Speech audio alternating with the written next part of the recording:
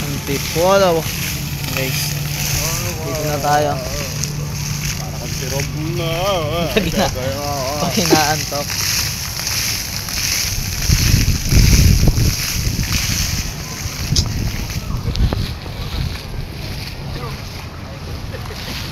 Nagbibideo. Ha? May nagbibideo para di ba nagsasalita. Panewang pa ako. Diba ano?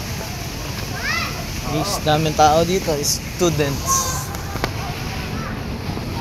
Gagawin natin ito. Uupo sana.